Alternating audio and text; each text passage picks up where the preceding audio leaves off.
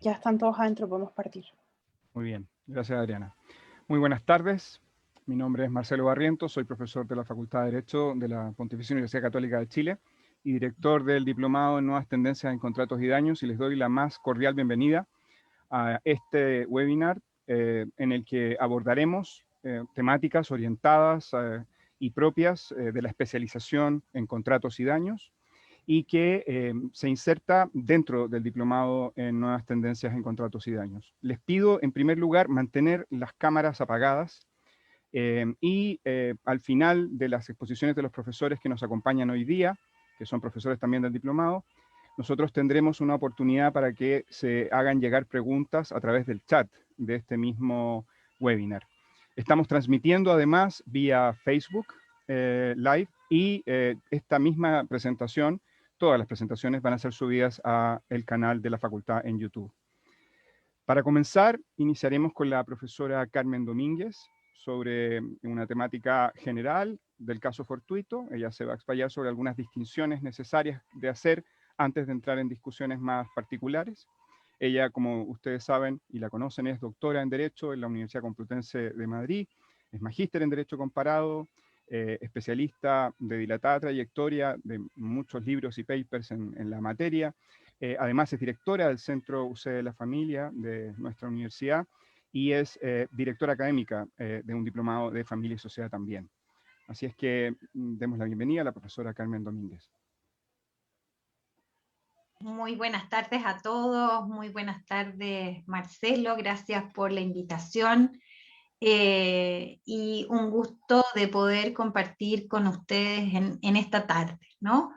Digo un gusto porque en realidad, pensando en la intervención de hoy, lo primero que se me vino a la cabeza es que es incredulidad. No puedo creer que esté de nuevo en abril 2021, iniciando el año con las reflexiones en torno al impacto de la pandemia en los contratos, que fue mi gran motivo, digamos, una de las razones de intervención en un montón de seminarios en el primer semestre del año pasado. Y cuando exponía en esa época daba por sentado que al año siguiente esto iba a ser, ¿no es cierto?, un recuerdo, ¿no? Lamentablemente estamos aquí y la pandemia no nos abandona, ¿no? Y por lo tanto surge y se mantiene esta pregunta de, en definitiva, ¿cuál es la proyección que la pandemia y las medidas adoptadas por las autoridades en razón de ella tienen en el ámbito contractual? Y esta, ¿no es cierto?, pregunta general de cuál es el impacto nos lleva y nos tiene que llevar de entrada a hacer algunas precisiones de contexto, ¿no?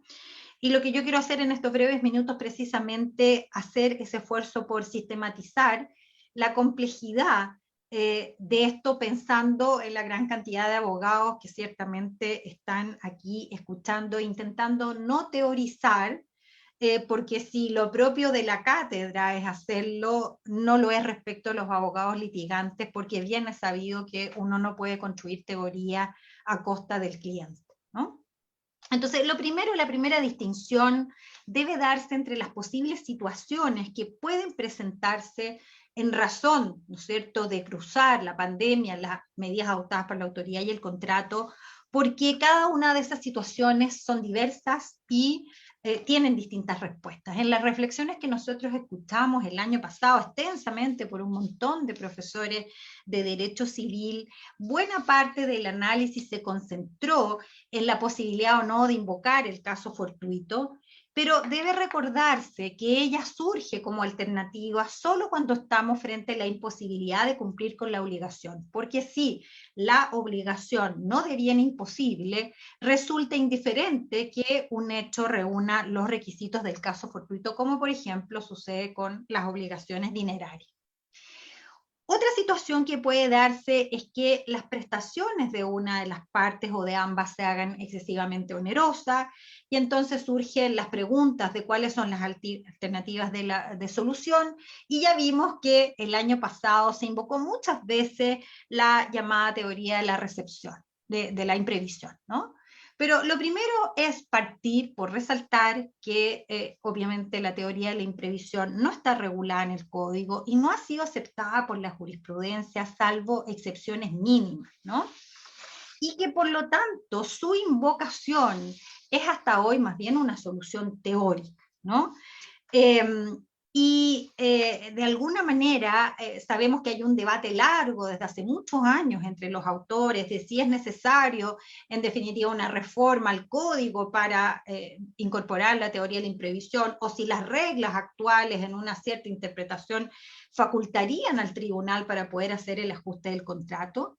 Pero en cualquier caso, lo que está claro es que esta es simplemente una tentativa de solución que de ninguna manera puede llegar a ningún abogado a hacer una apuesta por ella, ¿no? Porque claramente no sabemos con anticipación cuál podría ser el resultado de la invocación de esta teoría en estos casos, ¿no?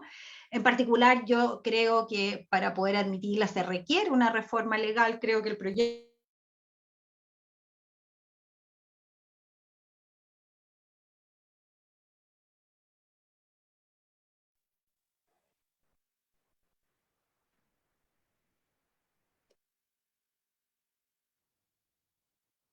Perdón, profesora, creo que está silenciada. Disculpe que la interrumpa. Ahí sí. Hace como 10 segundos, pero estaba silenciada.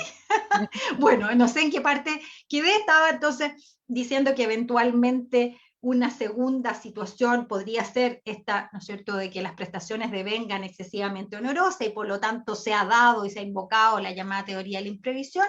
Y en particular, en mi opinión, la verdad es que esta es una solución meramente teórica. Creo que para que proceda nuestro derecho se requeriría una reforma legal y que el proyecto que fue presentado el año pasado por unos parlamentarios de ninguna manera es completo o de alguna manera cubre el riesgo que tiene introducir la teoría de la imprevisión en el impacto que puede tener para el principio de intangibilidad de los contratos. O sea, desde luego ese proyecto no me parece de alguna manera correcto ni un avance, y por lo demás, aunque se legislara en estos momentos y se aceptara la teoría de la imprevisión y se incorporara al código, siempre sería para los contratos que se celebren hacia el futuro y por lo tanto mal podría constituirse en una respuesta para los contratos ya celebrados, ¿no? Puede suceder, por último, que las medidas adoptadas por la autoridad simplemente hayan privado de toda utilidad el contrato y estaríamos frente a lo que también el año pasado muchos invocaron, que es la teoría de la frustración del fin del contrato, pero que también hay que recordar no tiene recepción en nuestro derecho, ¿no? Y por lo tanto, obviamente, puede ser muy interesante desde un punto de vista teórico discutirla, pero hasta que ella, ¿no es cierto?, no sea recepcionada y no tenga un reconocimiento legal, bien difícil que pueda prosperar, ¿no? Ahora, como se me ha invitado a centrarme, ¿no es cierto?, en el caso fortuito, me voy a quedar más bien, ¿no es cierto?, en esa primera situación que por lo demás es de toda lógica, porque en realidad es la única que tenemos claramente regulada en el código, ¿no? Pero lo importante entonces, y con esto termino esta introducción general, no tienen que ser confundidas las distintas situaciones, y no es que frente a cada problema de incumplimiento contractual derivado de la pandemia o de las medidas tomadas por la autoridad, entonces se abre este puzzle de alternativa y el abogado puede elegir entre cualquiera de ellas, ¿no? Ahora, el primer tema, ¿no es cierto?, que ha sido debatido y sigue siendo debatido tanto en Chile como fuera de Chile, es si en la situación actual, ¿no es cierto?, estaríamos frente a un caso fortuito, una fuerza mayor, y si en realidad cuál sería en definitiva el hecho, ¿no? Si el hecho imprevisto sería la pandemia o el hecho imprevisto serían las medidas de restricción de derechos adoptadas por las autoridades. Algunos han dicho que son la pandemia y por lo tanto estaríamos frente a un caso fortuito, otros dicen que son las medidas de la autoridad y por lo tanto estaríamos frente a un caso de fuerza mayor. Y recordemos que incluso el código precisamente señala como un ejemplo, ¿no es cierto?, de caso fortuito fuerza mayor, el acto de autoridad ejercido por un funcionario público, ¿no? Ahora, eventualmente podríamos encontrarnos frente a una invocación de la fuerza mayor, pero para ello es necesario que se reúnan todos los requisitos, ¿no? y la determinación de, en definitiva, cuándo se han de entender cumplidos los requisitos del caso fortuito, es también otro gigantesco problema, es un primer gran problema. Pareciera para muchos que uno puede invocar el caso fortuito y entonces aceleradamente vamos a tener una respuesta sencilla, al revés. La invocación, ¿no es cierto?, de la fuerza mayor o del caso fortuito es inmensamente compleja porque ¿no es cierto?, no hay una comprensión idéntica de todos los requisitos, ¿no es cierto?, de la imprevisibilidad, de la irresistibilidad en sí mismo y las consecuencias, y en particular, ¿no es cierto?, la determinación de cuándo estamos frente a ello, hay, ¿no es cierto?, diferencias en la doctrina, porque algunos entienden que todas estas, ¿no es cierto?, condiciones tienen que reunirse de forma absoluta, y otros dicen que en realidad es relativa y que tiene que determinarse para cada contrato y frente a cada contratante, ¿no? Y por lo demás es complejo porque nosotros, existiendo varias teorías, ¿no es cierto?, en competencia, nunca sabemos lo que va a resolver el tribunal que vaya a conocer de nuestra, ¿no es cierto?, pretensión, ¿no? Obviamente desde un punto de vista jurídico es irrelevante si lo calificamos, ¿no es cierto?, en Chile como caso fortuito fuerza mayor, porque para nuestro código son sinónimos y los efectos son los mismos, ¿no?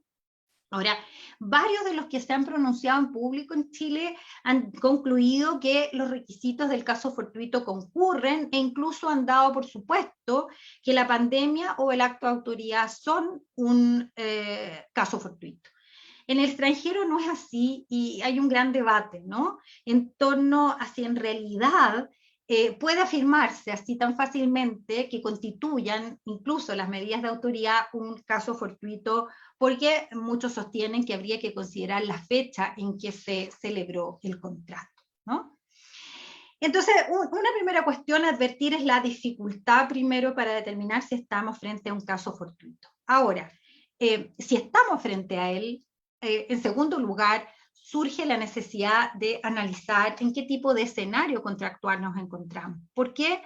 Porque esto depende de qué tipo de contrato nos encontremos, ¿no? Por un lado puede tratarse de un contrato a la romana, es decir, de un contrato libremente negociado entre las partes, o podría tratarse de un contrato de adhesión donde la situación de los contratantes no es idéntica, ¿no?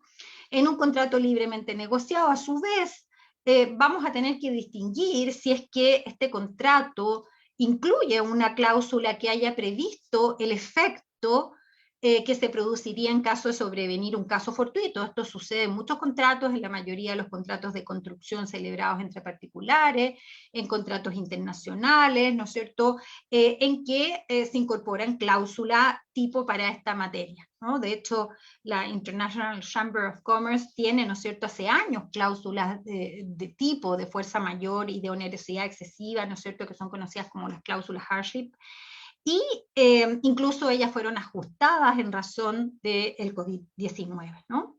También hay contratos, podemos encontrarnos con contratos que contengan cláusulas en virtud de las cuales el caso fortuito lo asumió el deudor, o podrían encontrarse, ¿no es cierto?, hay contratos que puedan disponerse que algunos tipos de caso fortuito deba asumirlo, y por lo tanto hay también una diversidad posible de contenidos del contrato. Y en los contratos de adhesión, que no tienen regulación especial, la situación es en principio la misma, pero es verdad que en esos contratos de adhesión no va a ser frecuente que encontremos estas cláusulas, ¿no? Ahora, la introducción incluso de esas cláusulas que están en algunos contratos, particularmente en contratos internacionales, tampoco nos resuelven los problemas, porque todo depende de cómo estén redactadas, ¿no? Hay algunas de esas cláusulas que simplemente aluden al caso fortuito en una forma genérica, y otros que tienen un listado de eventos, y obviamente la interpretación de esas cláusulas es distinta.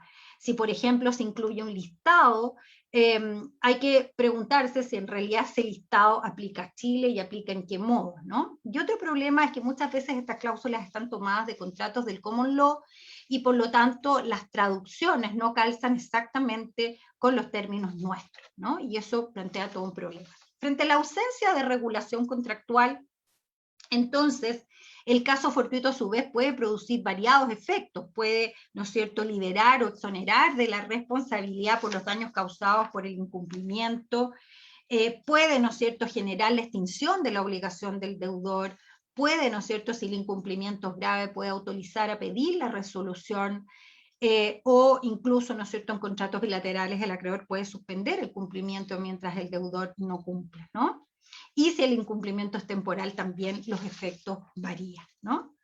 Ahora, mirado esto, este conjunto, ¿no es cierto?, de soluciones y este conjunto de problemas que plantea el caso fortuito, uno podría preguntarse, y esto es en realidad con lo que voy a ir, ¿no es cierto?, cerrando, ¿es en definitiva la solución para hacer cargo del impacto que la pandemia y las medidas adoptadas tienen los contratos? ¿Se resuelve obligatoriamente dictando leyes? Que ustedes, como bien saben, hubo, ¿no es cierto?, debates y proyectos de ley presentados en el Congreso, y en otros países del mundo se aprobaron leyes especiales para regular ciertos contratos. A mí me parece que en realidad es una mala solución.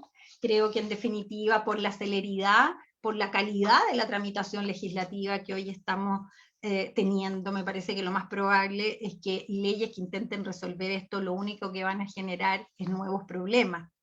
Y además es imposible dictar leyes que puedan de alguna manera ser justas para las diferentes y variadísimas situaciones que existen en cada contrato y entre cada contratante, ¿no? Los contratos son un mundo, cada uno de ellos tiene sus particularidades, y por lo tanto es muy difícil que una ley que intente de alguna manera resolver, intervenir el contrato para dar una solución, no sea injusta y no se construya sobre estereotipos, como por ejemplo que siempre los arrendadores, ¿no es cierto?, son ricos y los arrendatarios son en definitiva los desfavorecidos o afectados, ¿no? Porque bien sabemos que hay arrendadores que viven en definitiva de las rentas, que han invertido toda su jubilación o muchas veces todos sus ahorros para poder vivir de ellos, ¿no? Entonces, me parece que esa solución no es la vía correcta.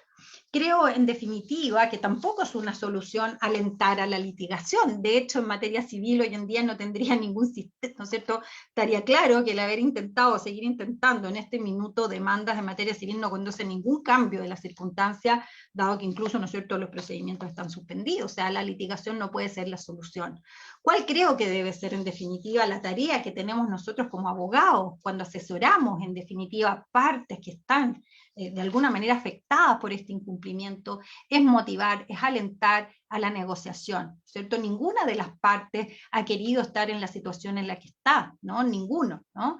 Ni acreedor ni deudor, ninguna de ellas ha querido estar donde está, y por lo tanto creo que nuestra tarea, más de abogar por la litigación y por de alguna manera enfrentarnos, creo que nuestra respuesta, ¿no es cierto?, o nuestra orientación debe ir por la línea de alguna manera, ¿no es cierto?, intentar apuntar a que los contratos deben ejecutarse de buena fe, y que por lo tanto se sienten a renegociar, que acuerden el ajuste del contrato, y que de alguna manera pensemos que sin solidaridad de todos, incluso en este caso de las partes contratantes, es imposible que salgamos de esta situación, ¿no? Es imposible que de alguna manera podamos enfrentar esto si no es con la actitud de promover el acuerdo y de encontrar, ¿no es cierto?, un punto de equilibrio para la protección de los intereses de ambas partes.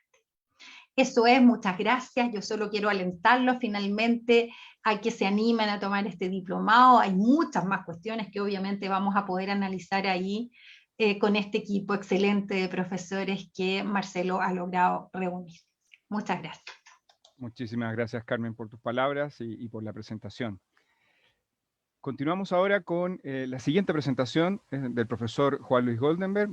Juan Luis es abogado de la Pontificia Universidad Católica de Chile, doctor en Derecho en la Universidad de Salamanca y profesor de Derecho Civil. Él va a presentar el tema pandemia e insolvencia. Bueno, muchísimas gracias, por supuesto, a Marcelo por la invitación, y reiterar la invitación que hacía la profesora Carmen recientemente. Es decir, esto es como para que tengan también una primera aproximación del conjunto de materias que vamos a estar revisando también en el diplomado, porque se intenta de que sea lo más contingente posible. Ahora, en el contexto del COVID-19, efectivamente, se pueden analizar las materias desde múltiples puntos de vista. Y yo quería particularmente revisarla o desde la lógica de la insolvencia. Por eso el nombre, pandemia e insolvencia, que trata de darle un giro a la discusión. ¿Por qué? Porque normalmente lo que hemos presenciado durante el último año es una reflexión bastante intensa y un debate bastante intenso en lo que se refiere a los efectos que ha producido la pandemia en las relaciones individuales entre los sujetos, es decir, la revisión del efecto en una clave individual. La pregunta que vamos a tratar de resolver es qué es lo que pasa cuando estamos frente a un supuesto en que ya no simplemente estamos frente a la imposibilidad de dar cumplimiento a una determinada obligación en clave individual, sino cuando es tal el grado de, por decir así, desastre económico en el que se encuentra el deudor, que tenemos que empezar a revisar la situación en clave colectiva. ¿Y qué es lo que ocurre? Cuando nosotros tratamos de ver el fenómeno de la obligación en clave colectiva, tenemos que traer a nuestra mente esta idea de la responsabilidad patrimonial universal o derecho de prenda general del 2465 del Código Civil, toda la normativa de prelación de créditos en el sentido de entender de que van a concurrir frente al mismo patrimonio un conjunto de acreedores, pero no necesariamente en una igualdad de condiciones, sino conforme a un orden de prelación previamente establecido sobre la base del privilegio y de la hipoteca. Pero también tenemos que entender que detrás de todo el fenómeno concursal existe un supuesto bastante hipotético, que es lo que se denomina el interés común de los acreedores. Y de alguna manera la fórmula colectiva, la respuesta colectiva, toma en consideración este interés común que consistiría en buscar aquel mecanismo que logra lo que se denomina maximizar la posibilidad de cobro de los acreedores. Como sabemos que ese patrimonio no va a ser suficiente para dar cobertura a cada uno de los créditos, vamos a tratar de hacer que ese patrimonio valga, por decir así, lo más posible, de manera que al tiempo de efectuar los repartos, cada uno de los acreedores individualmente considerados puedan obtener la mayor recuperación posible. Ahora bien, escuchábamos también recién a la profesora Carmen que nos explicaba que ciertamente frente a las obligaciones dinerarias no cabe el caso fortuito. Claro, porque siempre va a ser, o lo menos técnicamente, posible cumplir con la obligación dineraria. Sin embargo, esto no significa que cuando estamos observando la cuestión en clave colectiva, cuando estamos hablando de esa imposibilidad de cumplimiento de la obligación sobre base de un patrimonio completamente deficitario, y estamos, por tanto, en una insolvencia, o a lo menos en una zona de insolvencia, la culpabilidad o la buena o mala fe del sujeto pueda, es decir, tenga algún tipo de consecuencia. Y si lo vemos en el modelo del Código Civil, esto queda bastante claro cuando miramos los artículos 1614 y siguientes, en lo que se refiere al pago por cesión de bienes.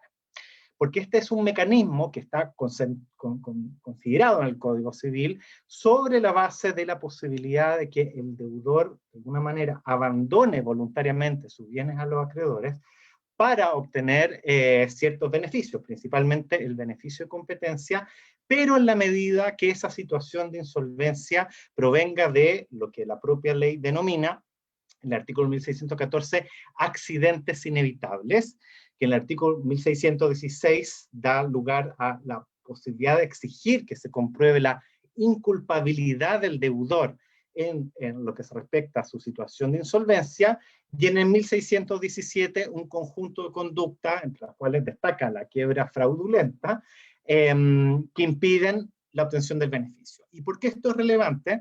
Porque cuando estamos frente a una situación de insolvencia del deudor, pero que esa insolvencia proviene de accidentes inevitables, como son los que eventualmente uno podría comprender que se pueden producir con motivo de la pandemia, la respuesta del Código Civil no es tan terrible como la que uno normalmente cree, en el sentido de que vamos a perseguir todos los bienes del deudor hasta que pague el último peso.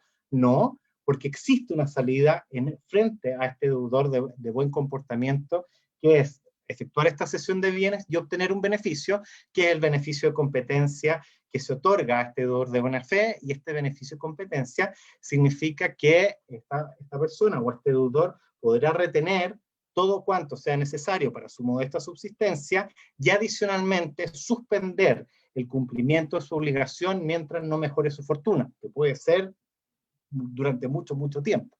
Entonces, ¿qué es lo que observamos?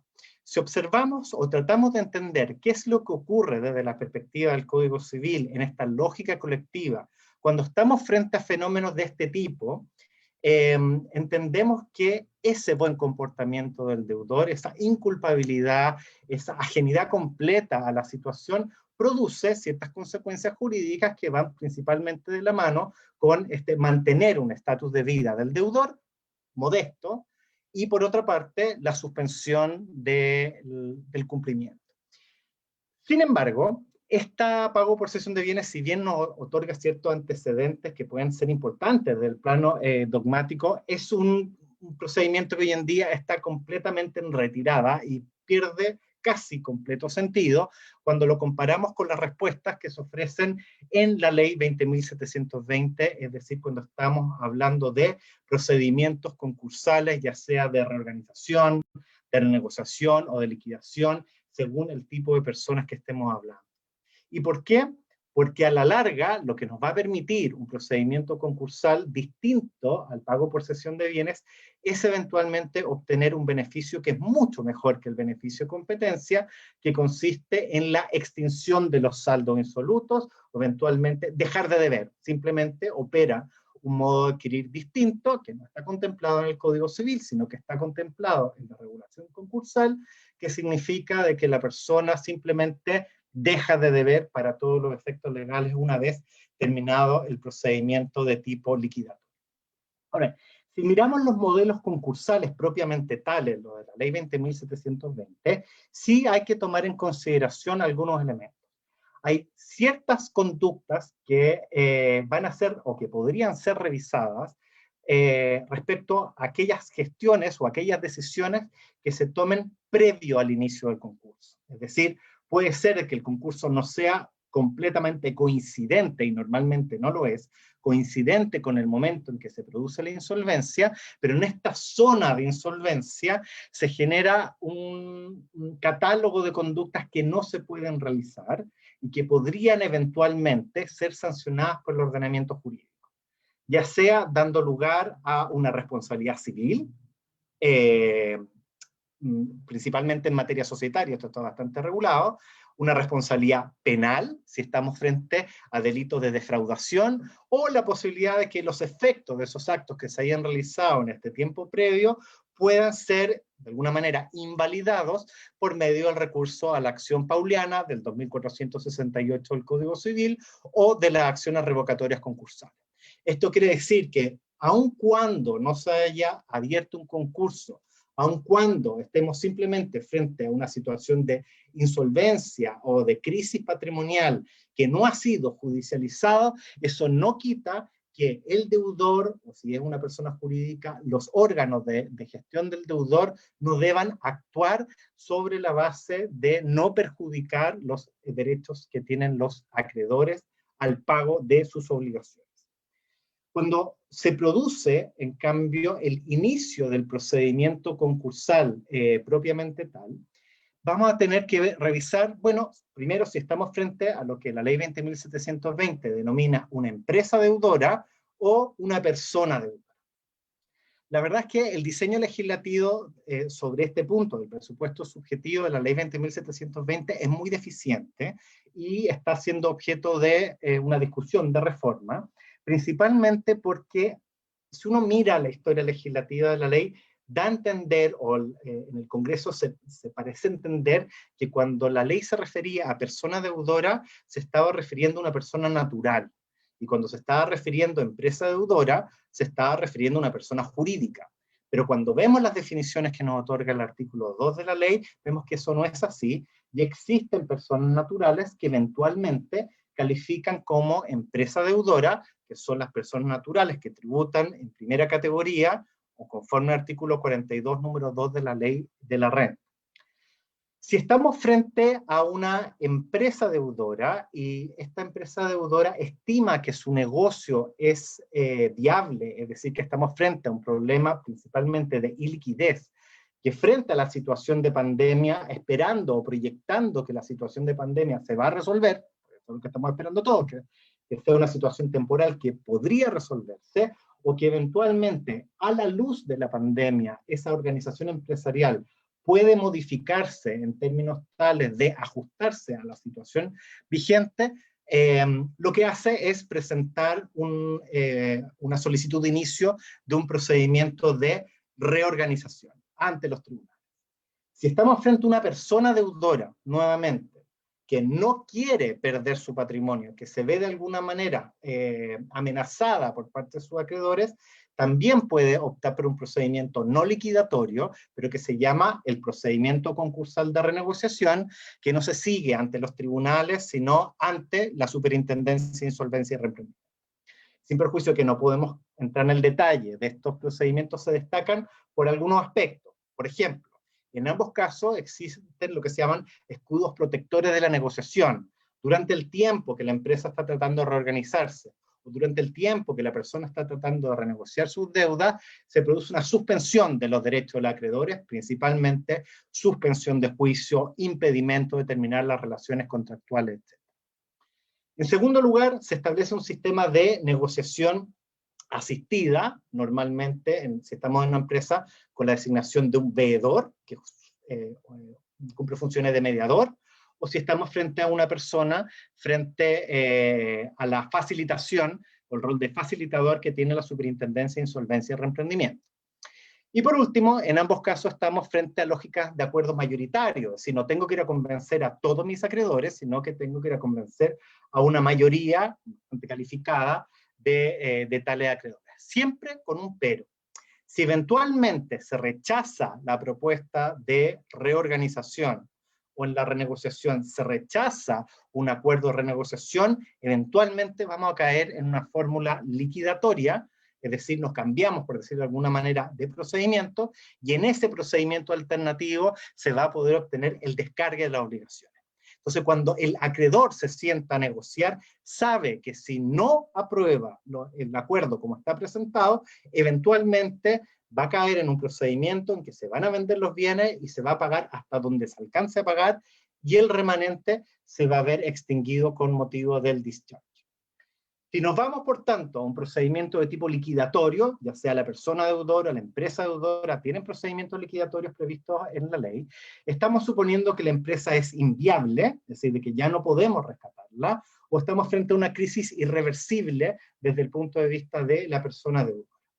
Aquí el deudor lo único que establece la ley es un deber de colaboración, pero en definitiva quienes toman la marcha del procedimiento, quienes toman las decisiones de qué es lo que va a pasar con ese patrimonio y cómo se van a enajenar, son los acreedores reunidos en junta. ¿Y por qué? Porque ellos son los que eventualmente se podrían ver perjudicados por este efecto extintivo de los saldos insolutos. Y solamente, con esto ya termino, la norma de extinción de los saldos insolutos que está prevista en nuestro sistema en el artículo 255, la ley 20.720, tiene ciertas características. En primer lugar, es evidentemente una regla de limitación de responsabilidad. La promesa del artículo 2465 del Código Civil, de esta responsabilidad patrimonial universal, que permite la afectación de bienes futuros, deja de ser cierta al término de un procedimiento concursal de liquidación, porque los bienes que se vayan adquiriendo con posterioridad al término del concurso ya no pueden estar afectados al cumplimiento de la obligación, porque la obligación se extinguió.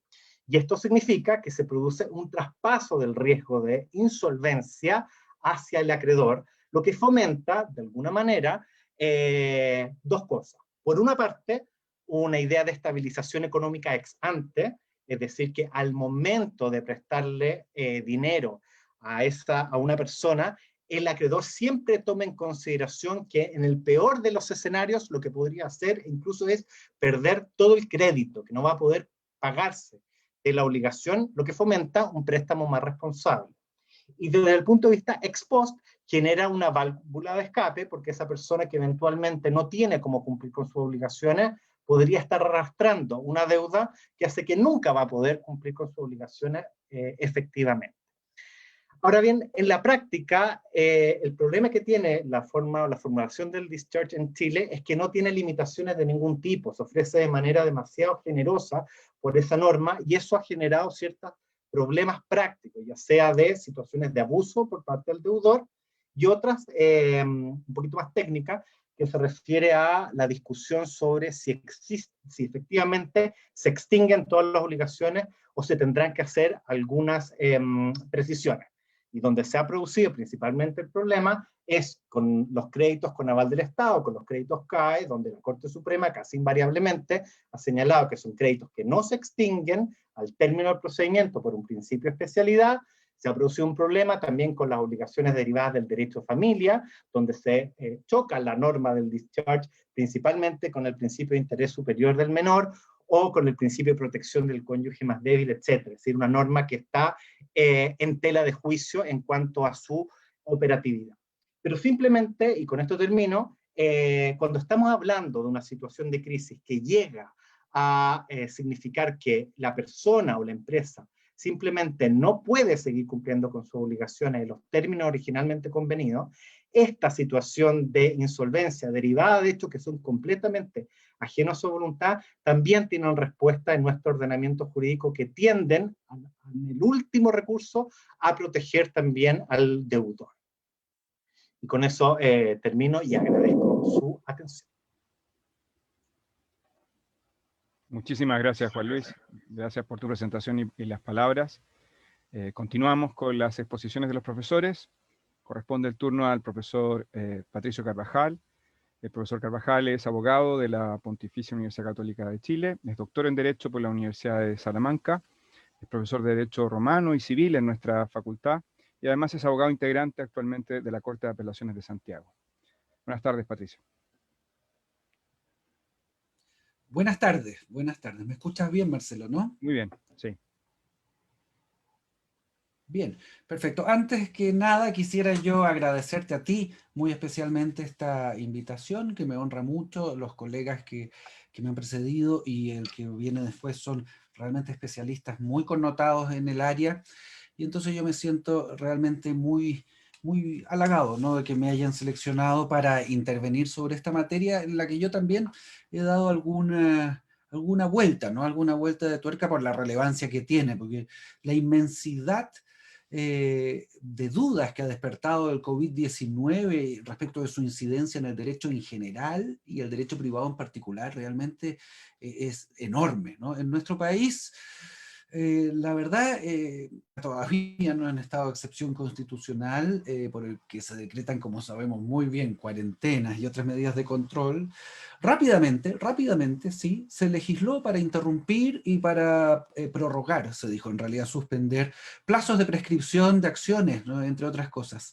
Pero, de todas maneras, esta pandemia nos sorprendió sin tratamiento legislativo de la imprevisión, o de la excesiva onerosidad, o de la frustración del negocio, o de la pérdida de la base del negocio, y asimismo, tampoco la jurisprudencia judicial le ha abierto la puerta a estas instituciones que tanta relación tienen con la cuestión del cumplimiento de las obligaciones en contratos que están impactados por las medidas sanitarias de cuarentena consecuencia del contagio de COVID-19.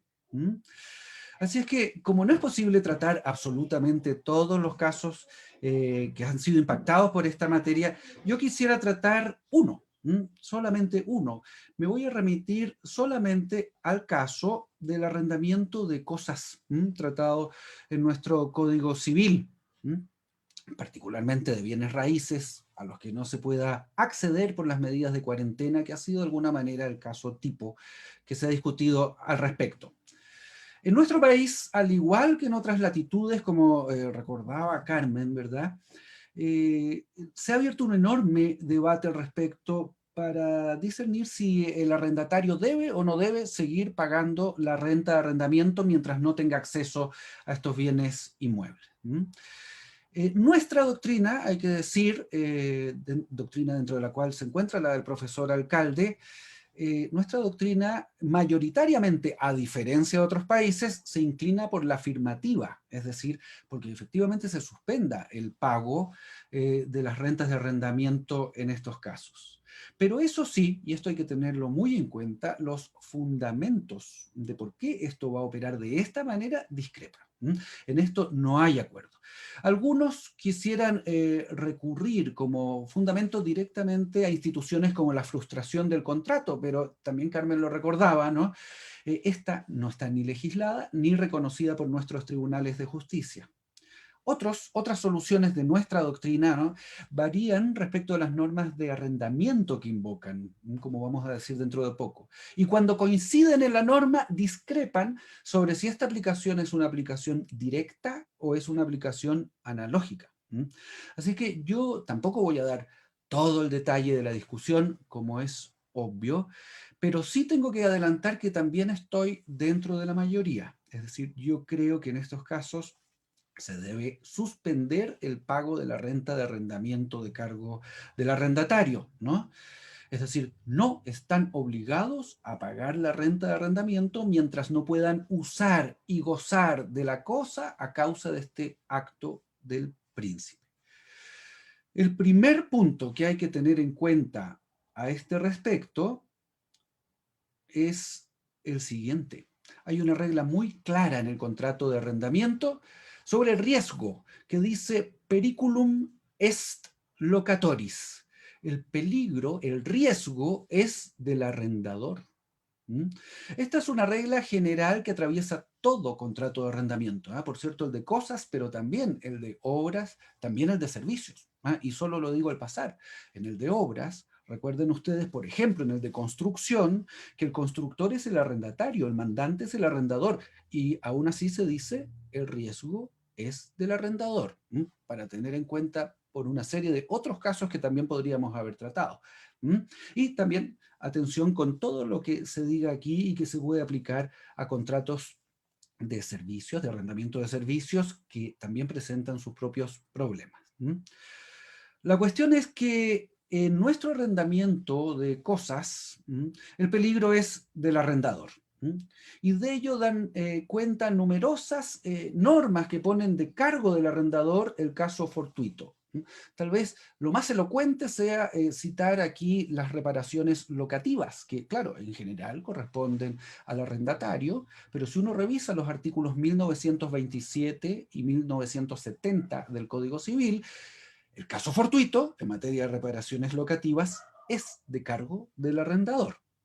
Así es que, como un a priori, ¿no?, de lo que voy a decir, constituyendo las medidas sanitarias que impiden acceder a las cosas arrendadas, una hipótesis, en mi opinión, bastante de caso fortuito, respecto de los contratos celebrados, eso sí, antes de su dictación, de la dictación de estas medidas, los efectos perjudican al arrendador y no al arrendatario.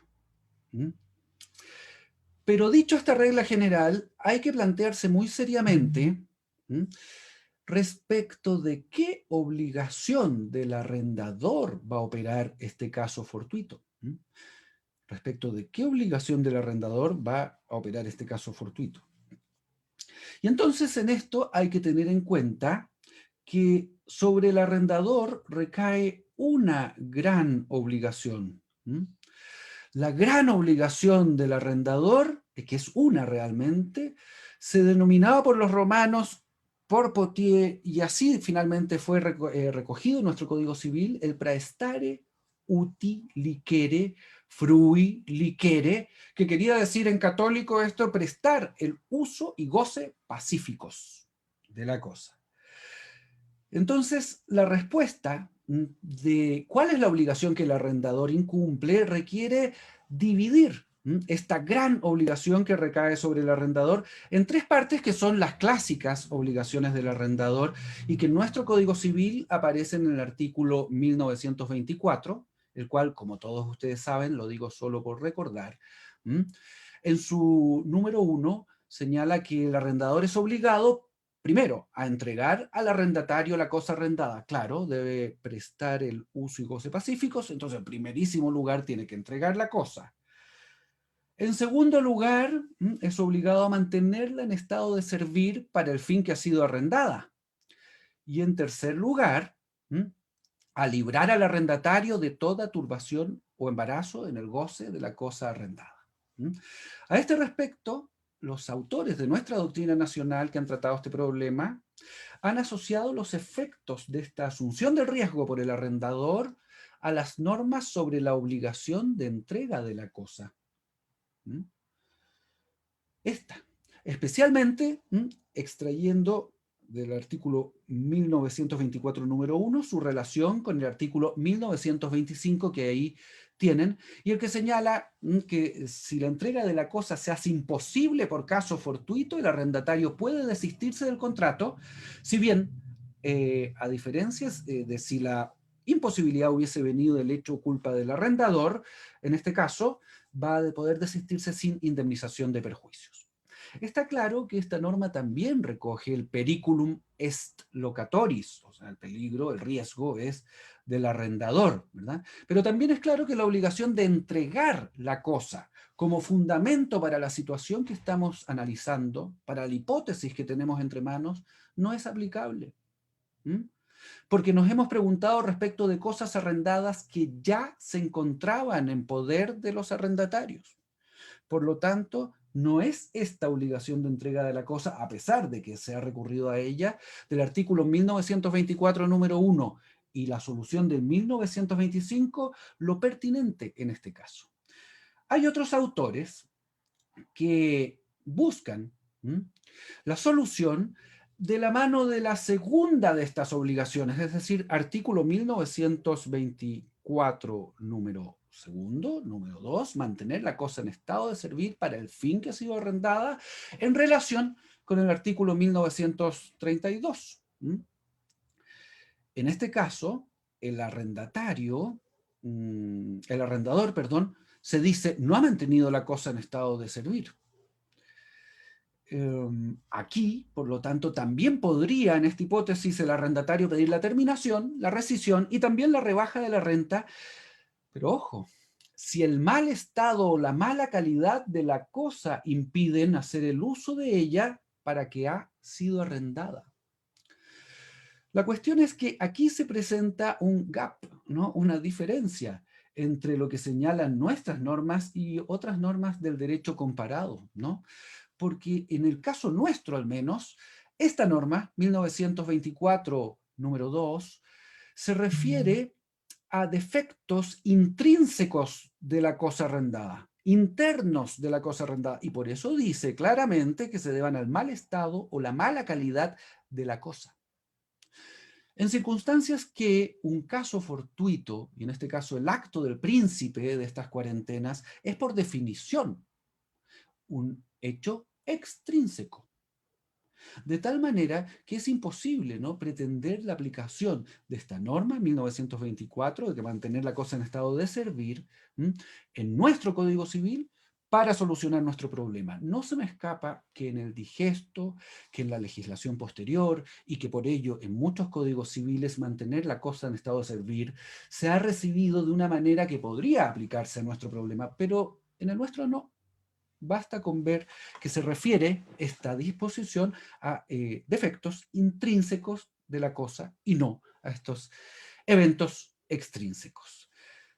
Seguramente por esta incomodidad para aplicar esta disposición es que la doctrina que ha usado en nuestro país el artículo 1932 discute también si este artículo se aplica de manera directa o si se aplica por analogía. Claro, la discusión, la incomodidad proviene, creo yo, del hecho de que esta no es la norma aplicable a una situación como la que estamos analizando. En mi opinión, la norma aplicable, la que se incumple y da lugar a todo este efecto del riesgo a cargo del arrendador, es aquella del artículo 1924, número 3. Aquella de librar al arrendatario de toda turbación o embarazo en el goce de la cosa. Porque esto es en realidad lo que ocurre con el arrendatario de la cosa. si bien los resultados en este caso son similares respecto del destino de la relación contractual, porque también se autoriza bien a terminar el contrato o a suspender el pago de las rentas mientras dure la turbación, me parece que es importante precisar cuál es la norma que se incumple. En realidad, como se ve, ¿no?, esta posibilidad del arrendatario de apartarse del contrato temporal o definitivamente no corresponde, como a veces se ha analizado, tampoco a una norma excepcional dentro del contrato de arrendamiento, sino que forma parte de sus líneas más marcadas de equilibrio contractual. Periculum est locatoris. Las normas particulares que aquí mismo hemos revisado, que se expresan, ¿no?, este funcionamiento general y este equilibrio que requiere el contrato son solo ejemplos. De tal manera que, encontradas hipótesis nuevas como estas cuarentenas, lo que se hace al aplicar esta solución del riesgo no es una analogía, es técnicamente, en materia de interpretación de la ley, una extensión, lo que abre el campo a muchas otras posibilidades que aquí no vamos a tratar.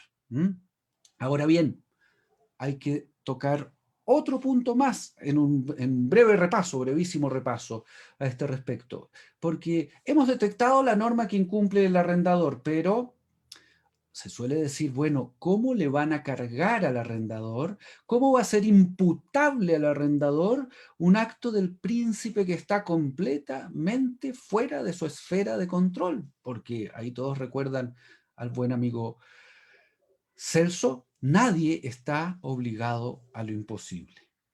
Sin embargo, creo yo que esto no es así. Yo creo que es muy importante destacar que la naturaleza de las obligaciones del artículo 1924, números 2 y 3, las dos últimas que figuran para el arrendador, es de aquellas que los romanos denominaron praestare, y que en el derecho moderno, todos los derechos comparados, salvo los de habla hispana, se denominan garantía. Garantía. No en el sentido nuestro, que entendemos garantía siempre en el sentido de caución, ¿no?, siguiendo nuestras normas, sino que en el sentido de una obligación en que el deudor asegura una situación, o si quieren ustedes, un resultado, con independencia absoluta de su conducta. El paradigma de estas obligaciones garantía es precisamente aquella del vendedor de responder de los vicios redivitorios. Si se fijan ustedes, allí la responsabilidad es absolutamente objetiva, da igual que el vendedor conozca o no conozca el defecto material de la cosa. Basta con que no lo declare objetivamente, siguiendo el artículo 1858, ¿no? Lo que ocurre es que si además lo sabe, va a tener otras consecuencias. Artículo 1861, pero no es un requisito elemental conocerlo, porque estas obligaciones de garantía obligan a eso, a responder con independencia absoluta de la conducta que haya tenido el deudor. De hecho, estas garantías van a ser parte del derecho del droit coutumier, del derecho de costumbres, que va a recoger Pottier, que va a influir tanto en esta parte del Código Civil. Vean ustedes que en la obra sobre el contrato de arrendamiento de Pottier encontramos, ¿no?, la expresión praestare frui licere, uti licere, prestar el goce y el uso pacíficos. Y dice que esa obligación se llama garantizar. De hecho, en todas las lenguas, en francés garantie, en italiano garanzia, incluso en alemán Gewährleistung. Existe este lenguaje para denominar este tipo especial, nada de desconocido, ¿no?, pero este tipo especial de obligaciones.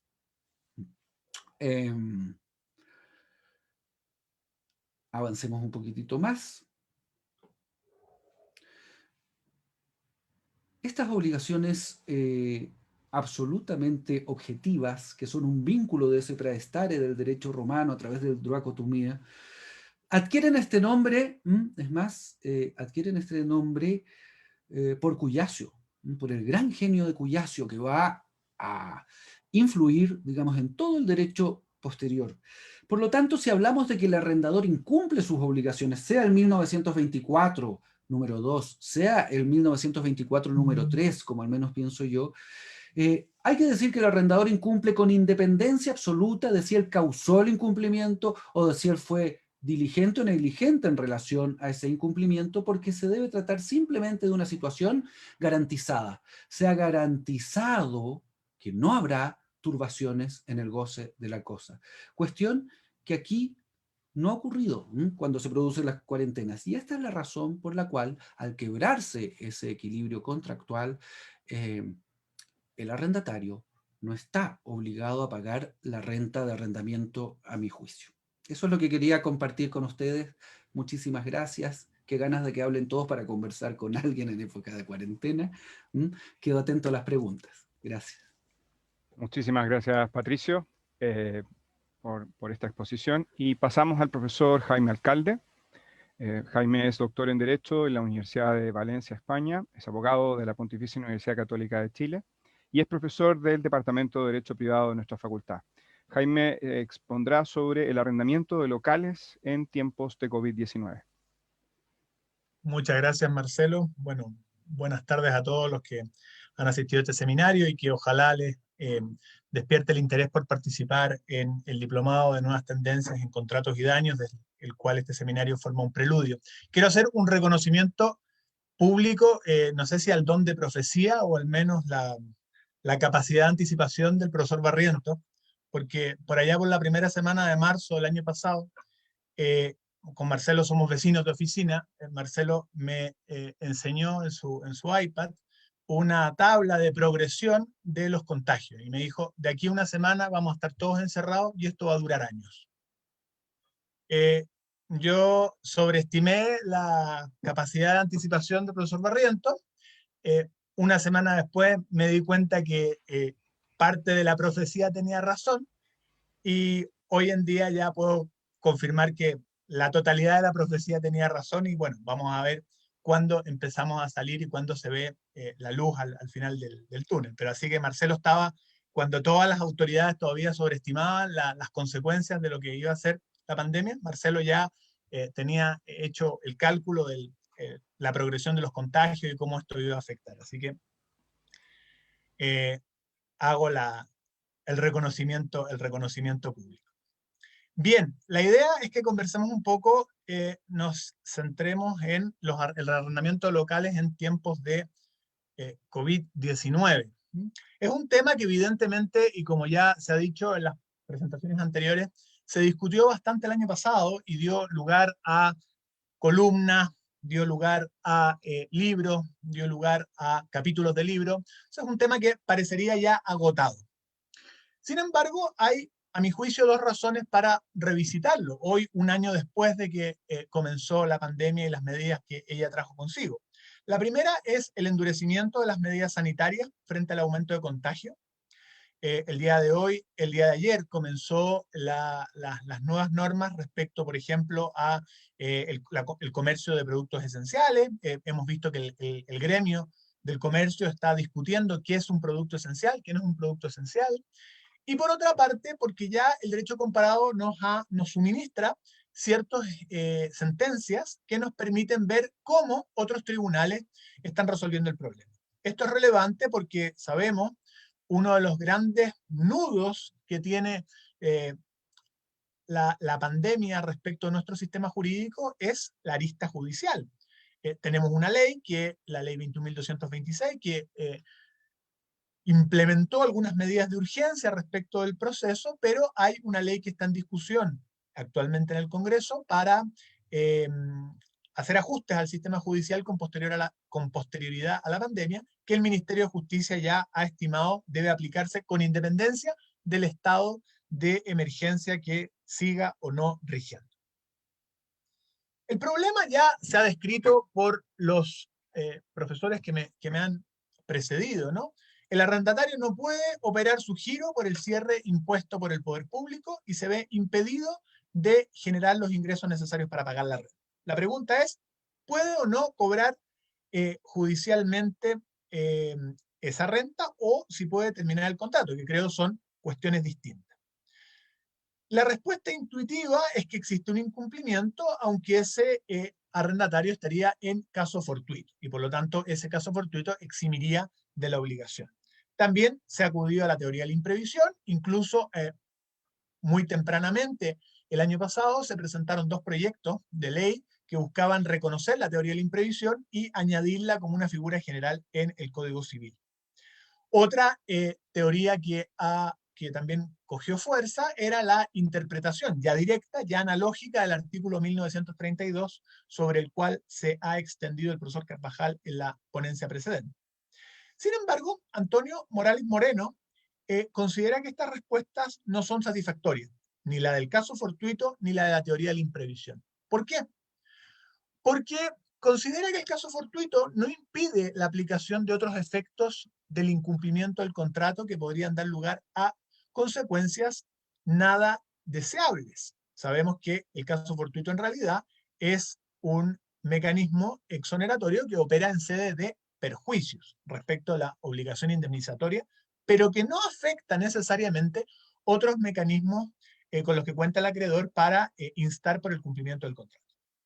Y por otra parte, tampoco resulta aplicable a muchas de las situaciones creadas por la pandemia. El arrendamiento de locales es una de las múltiples aristas que desde el derecho puede suponer la pandemia.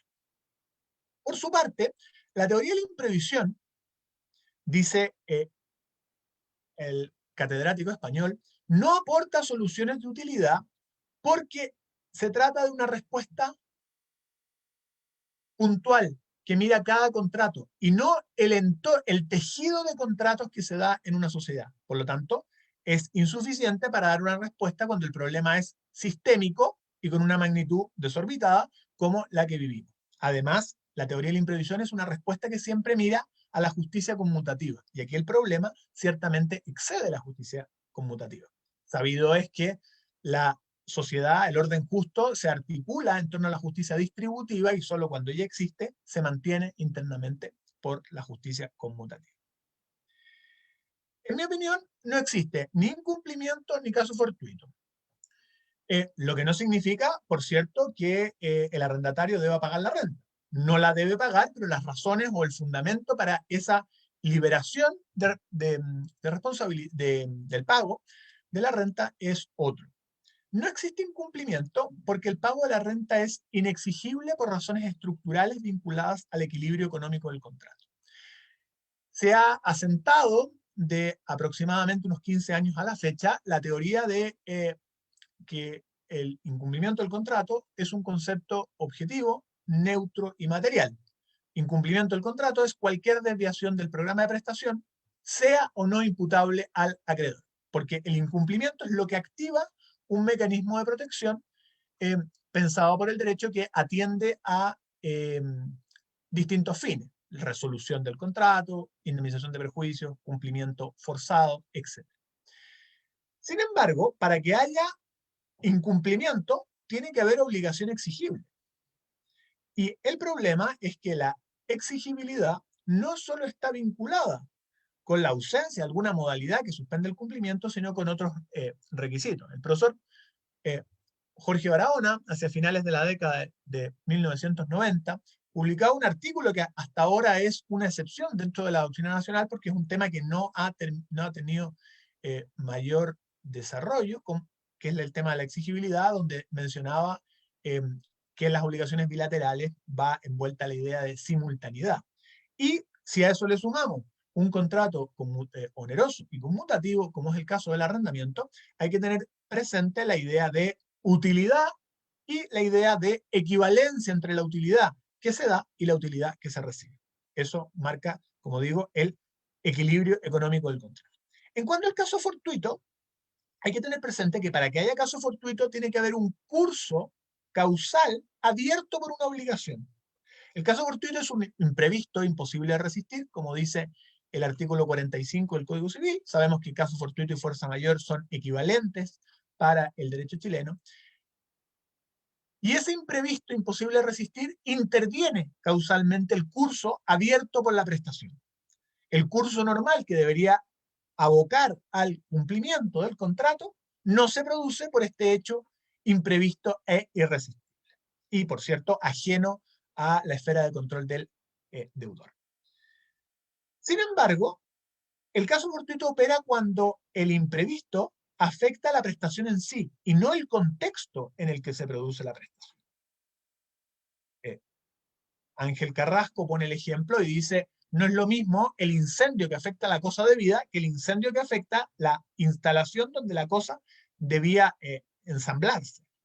No es lo mismo, hay que atender a qué es la incidencia del caso fortuito. El profesor Carvajal ya nos ha explicado una regla que ciertamente tiene origen romano y que se recibe con mayor o menor claridad en los distintos códigos, pero que en el nuestro está presente. El riesgo de uso futuro nunca se traslada al arrendatario. El riesgo es del arrendador, salvo, evidentemente, que se pacte y que sea posible estipular una cláusula semejante. ¿Por qué? Porque cuando el arrendatario es una pyme, y dado que se le aplican ciertas normas de la ley de protección al consumidor, de acuerdo al Estatuto PYME, la ley 20.416, una cláusula semejante parece abusiva, porque invierte el equilibrio económico del contrato. Nuevamente, la fórmula residual de cláusula abusiva vuelve a insistir en este equilibrio económico del contrato. Por otra parte, la facultad de terminar el contrato, que el código denomina desahucio, no está condicionada necesariamente a la exigencia del incumplimiento.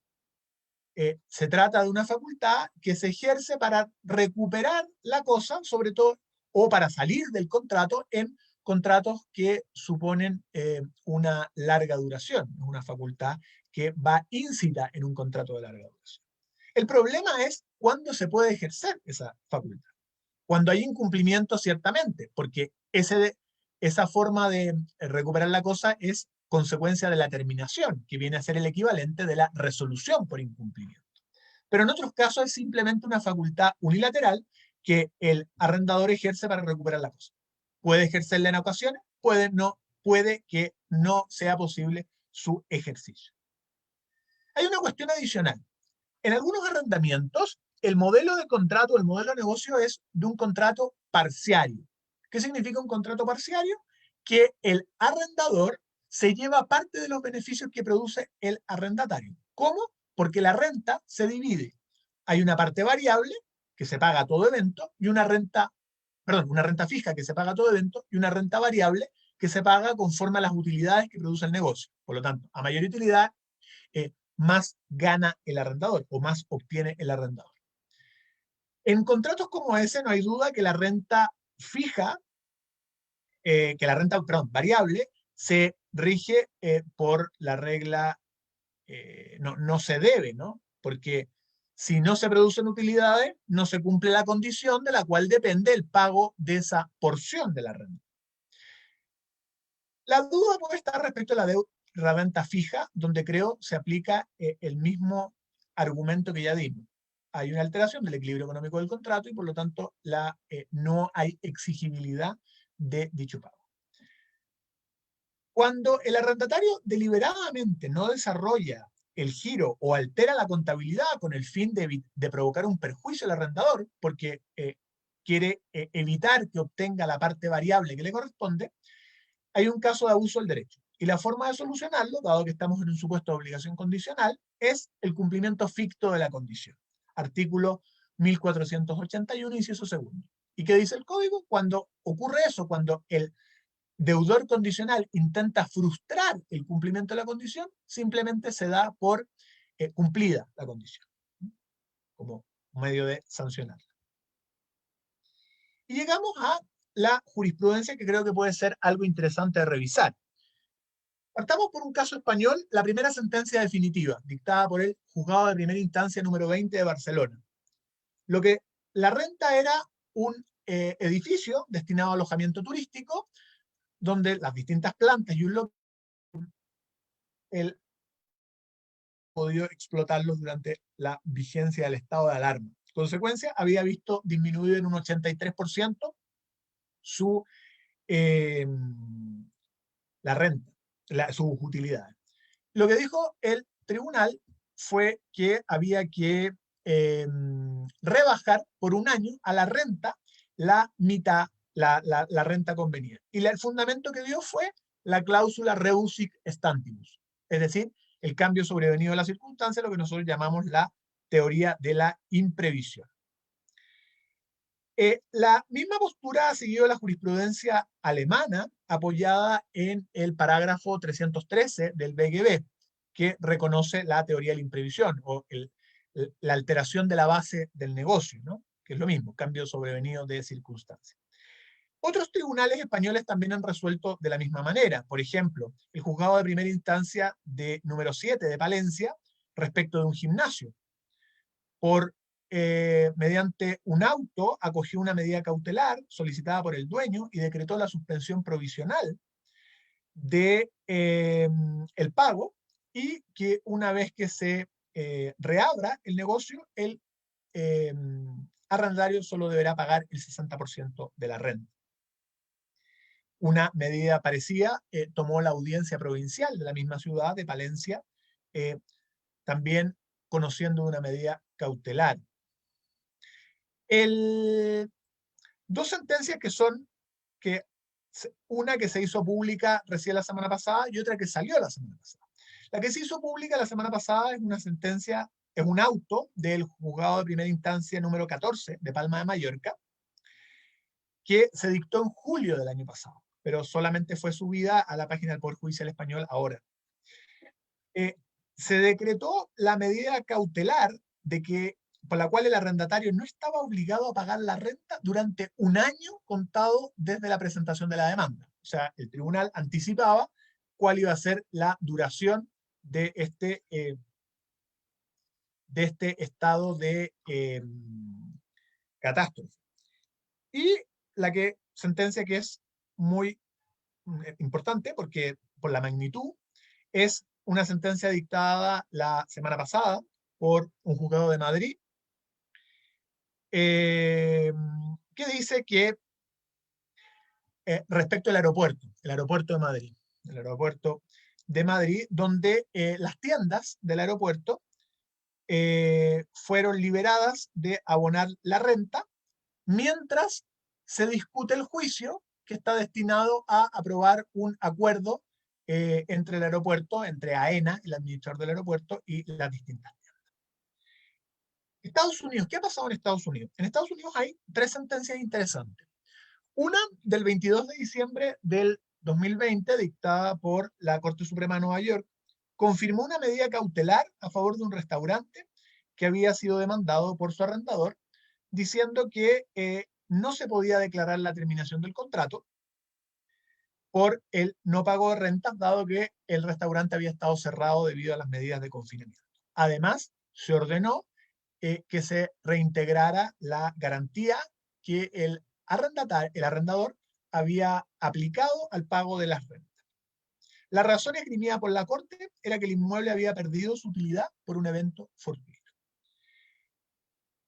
En cambio, en dos resoluciones de fines del año pasado, también del 3 y del 12 de diciembre del 2020, la misma Corte Suprema del Estado de Nueva York había rechazado la defensa del arrendatario de acoger la frustración del propósito o la imposibilidad de cumplimiento. Y la razón era la clase de negocio que se explotaba. En un caso se trataba de una oficina, en la otra se trataba de una tienda de comercio minorista. El razonamiento del tribunal fue que mientras el restaurante veía considerablemente afectada su funcionamiento normal, una oficina o una tienda de comercio no, y por lo tanto no correspondía liberar del pago al arrendatario. En Inglaterra el caso es interesante, la situación es interesante porque el año 2019 se dictó una sentencia por la Corte Suprema del Reino Unido respecto al arrendamiento de una oficina en Canary Wharf. Y se señaló que si el arrendatario se veía frustrado, se veía imposibilitado legalmente de utilizar dicho lugar, eso no lo liberaba del pago de la renta. Esto llevó a que en el mismo momento en que comenzaba la pandemia, se empezara a aplicar una cláusula en los contratos que liberaba de pago al arrendatario en situaciones como pandemia, en situaciones de pandemia. De hecho, la cláusula tiene distintas alternativas para solamente reconocer la pandemia de COVID-19 u otro tipo de enfermedades. Más o menos pronunciamientos iguales, también fundados en la imposibilidad, el cambio de circunstancia, imposibilidad sobrevenida, teoría de la imprevisión, el nombre que le queremos dar, encontramos en Italia, donde los tribunales ya desde temprano empezaron a suspender, por ejemplo, la ejecución de garantías, por ejemplo, garantías a primer requerimiento exigidas por los arrendadores respecto a los arrendatarios. Parece existir consenso entonces en que el arrendatario no está obligado a pagar la renta del arrendamiento cuando no ha podido utilizar el inmueble de acuerdo con su giro económico. Hay actualmente 2 proyectos de ley en discusión en el Congreso que veremos cómo avanzan. También habrá que ver cómo avanzan cuando se reanude una cierta normalidad judicial estos asuntos si llegan a tribunales. Aunque, como decía Balzac, hay que recordar que un mal acuerdo vale más que un buen juicio. Y a veces negociar, aunque signifique una pérdida, puede tener unas utilidades conexas mucho mayores. Muchas gracias. Muchísimas gracias, Jaime. Vamos a abrir ahora entre todos una ronda de preguntas y ya tengo la primera pregunta para la profesora Domínguez. ¿Qué diferencia ve usted entre el concepto de teoría de la imprevisión por un lado y por el otro el imprevisto imposible de resistir? Gracias. Desde luego quizás, ¿no es cierto?, la pregunta tiene que ver con si uno podría encontrar alguna vinculación entre la expresión que el artículo 45 utiliza y la teoría de la imprevisión. Y quizás si uno no supiera más, ¿no es cierto?, y no hubiera estudiado más de la teoría de la imprevisión en el caso fortuito, podría encontrar elementos comunes porque en ambos casos se trata de un hecho exterior o ajeno que es imprevisto, no el que impacta el contrato. Pero no cabe ninguna duda que en esa expresión del artículo 45 no hay ninguna recepción de la teoría de la imprevisión, por muchas razones. Primero, en nuestro código está claro lo que don Andrés Bello quiso acoger y recepcionar y lo que no quiso, porque si hay un código donde su autor haya dado, ¿no es cierto?, desarrolladamente explicación de cada una de sus reglas y de lo que acoge y no lo acoge en nuestro código. Segundo, el caso fortuito se encuentra completamente, ¿no es cierto?, regulado en todos sus efectos, afecta a todo tipo de contrato y puede impactar, como yo ya dije, de maneras distintas, ¿no?, en los efectos del contrato, ¿no? En cambio, la teoría de la imprevisión solo es aplicable a los contratos de tracto sucesivo, y es una teoría que en realidad, si bien es cierto, encuentra sus antecedentes en el derecho canónico, en la cláusula rebus sic stantibus, en realidad su desarrollo es posterior a la Primera Guerra Mundial, y es ahí que se empieza, ¿no es cierto?, a plantear por primera vez la teoría de la imprevisión, ¿ah?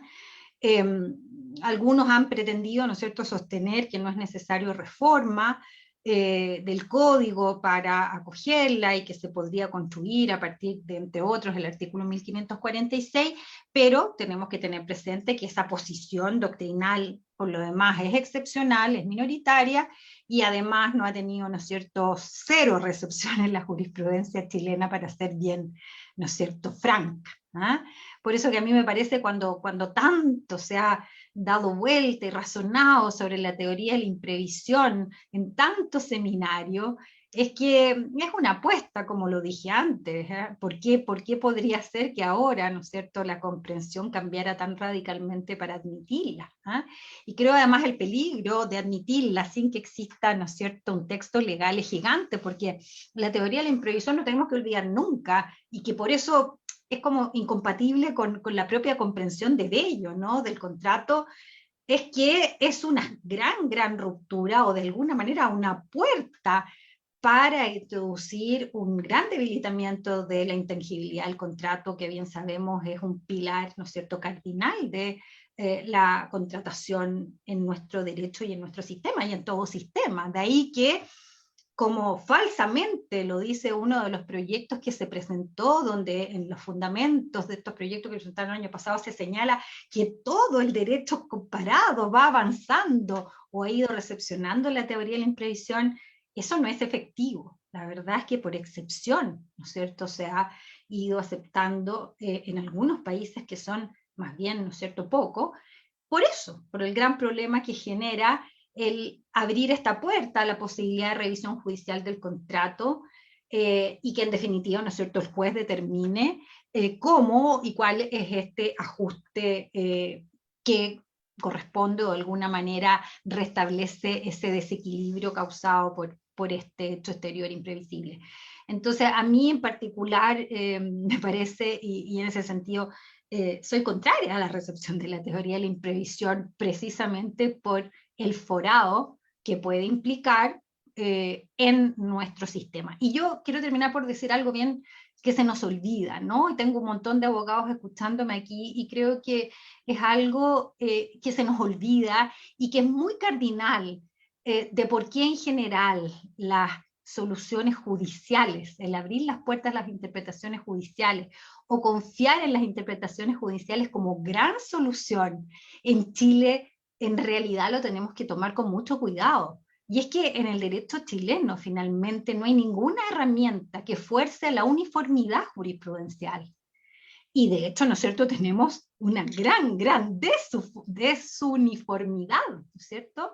Y no sabemos nunca en realidad qué va a resolver el tribunal, ni incluso ni siquiera la Corte Suprema, ¿no? Podemos afirmar que sus posiciones en ciertas materias van a ser permanentes y van a ser las mismas. Entonces, en un sistema como este es muy distinto plantear teorías como esta que en el derecho francés o en el derecho español, por ejemplo, donde están obligados, ¿no?, la Corte, los tribunales inferiores a respetar los precedentes de la Corte de Casación o el Tribunal Supremo. Entonces, nunca se nos olvide, creo yo, que la idea, o no es cierto, la solución jurisprudencial en Chile está sujeta a esta particular debilidad, y es que como no tenemos garantizada la solución uniforme, puede transformarse, y muchas veces lo es, en una respuesta incierta y con eso injusta.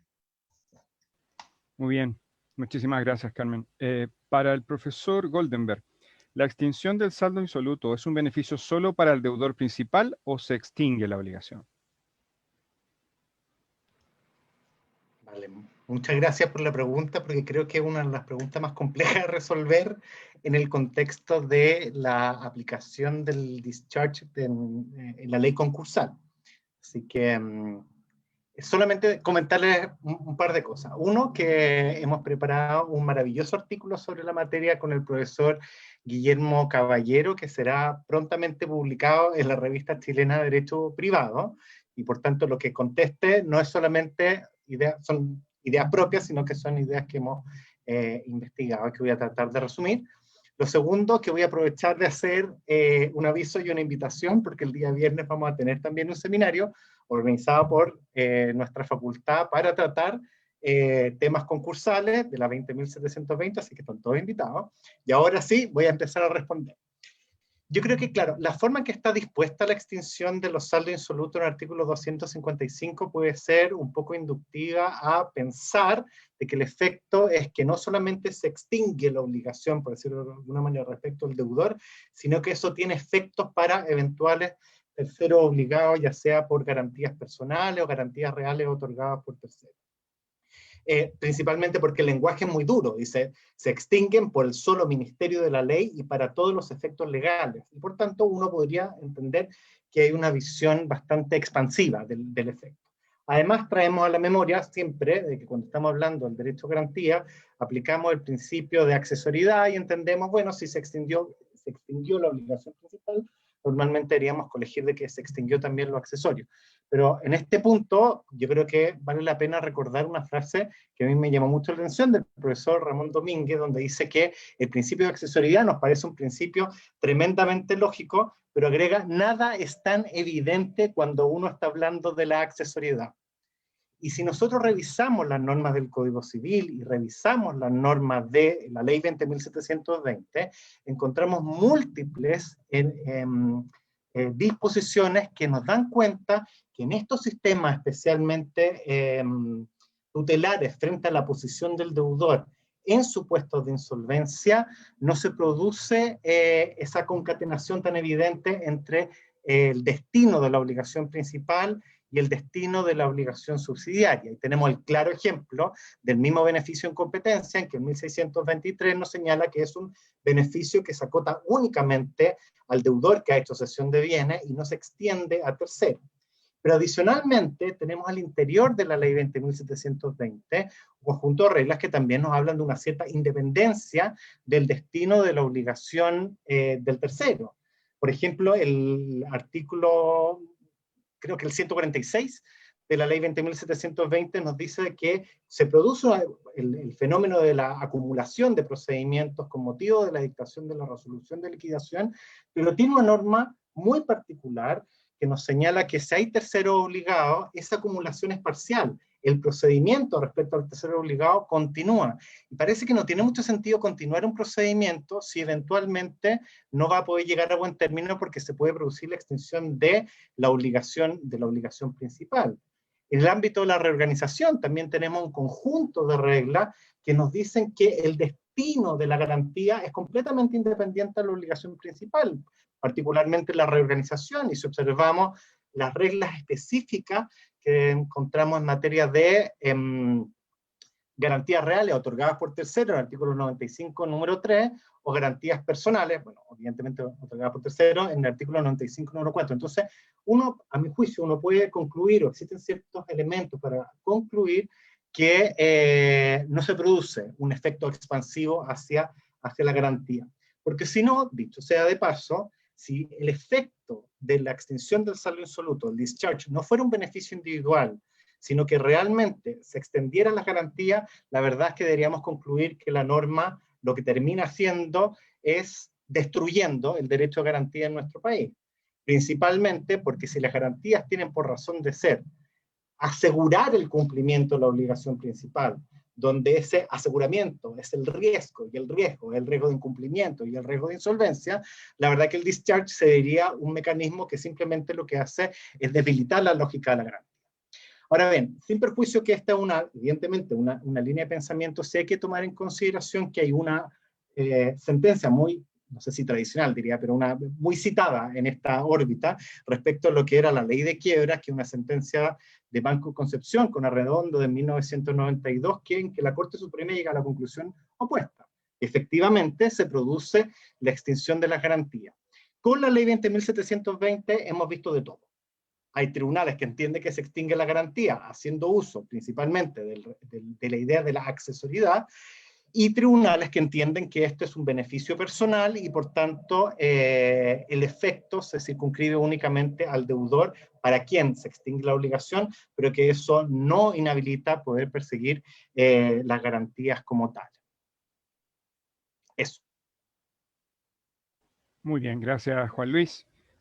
Para el profesor Carvajal, la pregunta es la siguiente. La obligación del número 3 del artículo 1924 está especificada en el 1928 y no se ve cómo puede extenderse a la de evitar actos de autoridad como las cuarentenas decretadas. Y siendo además la obligación del arrendatario dineraria y de género, ¿no será más apropiado aplicar la revisión judicial del contrato sobre la base de la buena fe objetiva en materia contractual? Bien, muchas gracias por la pregunta, ¿no? Interesante en todos los puntos. Voy a comenzar por el final.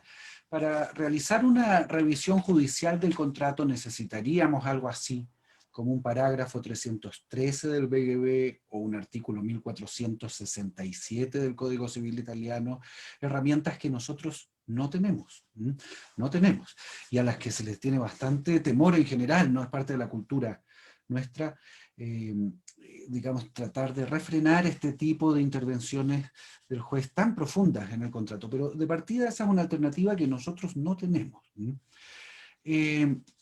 Ahora bien, continúo, ¿no? de atrás para adelante. Es cierto que la obligación evidentemente es dineraria, es de género, aquella que tiene el arrendatario, digamos, pero el punto es el siguiente, por eso yo me preguntaba cuál es la obligación incumplida.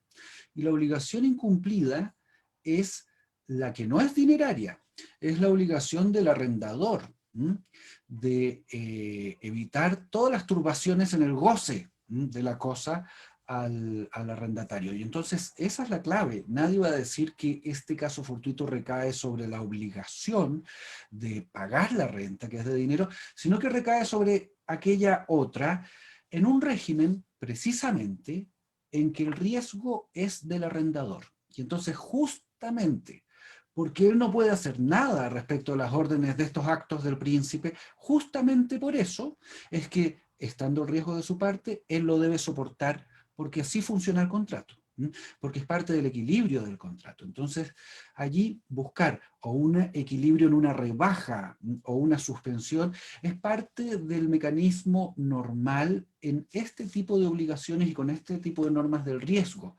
Piénsese solo, bueno, en los demás casos que aparecen en el propio arrendamiento, en que se rebaja la renta efectivamente, y no es por un hecho digamos, que incida directamente a la obligación del arrendatario, sino que del arrendador, más bien, o en la regulación, qué sé yo, de los vicios redimitorios en la compraventa, en que también se produce este reequilibrio, pero dado por las reglas, no por el Poder Judicial, sino que dado por las reglas mismas internas de equilibrio del contrato. Y aquí quería reforzar la idea de que en nuestra formación jurídica hace falta algo, ¿no?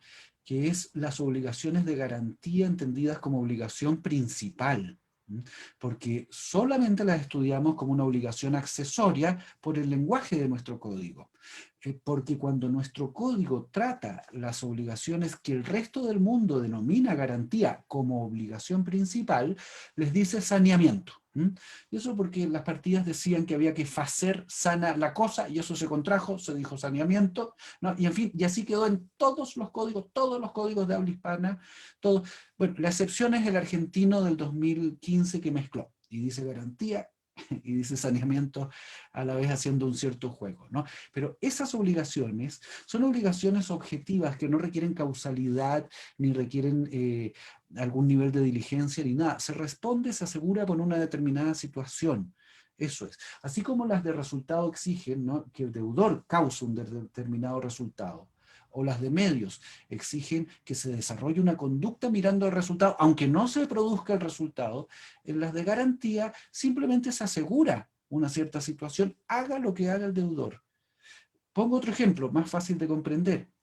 La obligación en la compraventa de empresas, aunque hay muchas formas de vender una empresa, ¿no? La obligación del vendedor de la empresa de que ésta se mantenga en un cierto holding, tenga ciertas cuentas bancarias. Uno también se puede preguntar, bueno, ¿y qué tiene que ver él con eso? ¿Cómo puede asegurar la pertenencia a un holding de una empresa de la que ya se desprendió? Precisamente porque incluso en el derecho anglosajón se dice warranty, porque es una garantía. Se responde como obligación principal, se responde de hechos simplemente porque se ha comprometido a ellos. Se responde, diríamos nosotros, objetivamente. Y ese es precisamente el caso, creo yo al menos, en que se encuentra el arrendador de cosas frente al problema del COVID. Así que agradezco mucho la pregunta. Muy bien, gracias Patricio. Para el profesor Jaime Alcalde, un par de preguntas que están relacionadas, pero que creo que es mejor leer ambas. Dice, porque el riesgo de la existencia de un imprevisto o caso fortuito, mientras se encuentre vigente el contrato, ¿por qué ese riesgo lo debería soportar el arrendador? ¿Haciendo inexigible el pago de la renta? ¿Considerando que el imprevisto y o caso fortuito afecta a ambas partes? De hecho, gran parte de las soluciones prácticas que se aplicaron por muchas partes contratantes fue compartir o dividir el perjuicio sufrido por mitades. Y la segunda pregunta señala si el arrendatario no tiene la obligación de pagar la renta, que es lo que entiendo todos coinciden. ¿Qué pasa con la tenencia del inmueble? ¿Debería ser devuelta al arrendador? Ya que al no existir esa obligación, no debería existir la contraprestación de poner el inmueble a disposición del arrendatario.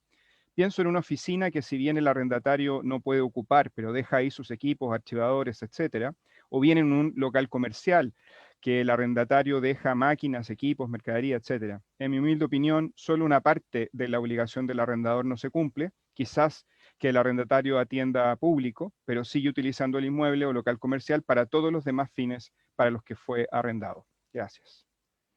Bien, yo creo que hay dos ideas relacionadas por la pregunta, que efectivamente están conectadas entre sí. La primera es un poco lo que ha dicho el profesor Carvajal respecto de que el riesgo es efectivamente del arrendador y por lo tanto esa es la estructura del contrato. De hecho, Potier se lo planteaba comparándolo con la compraventa, y decía que, leo lo que decía Potier: la razón de la diferencia reside ante todo en que el contrato de compraventa se reputa perfecto por el consentimiento de las partes, de suerte que la cosa deja de estar al riesgo del vendedor y pasa al riesgo del comprador.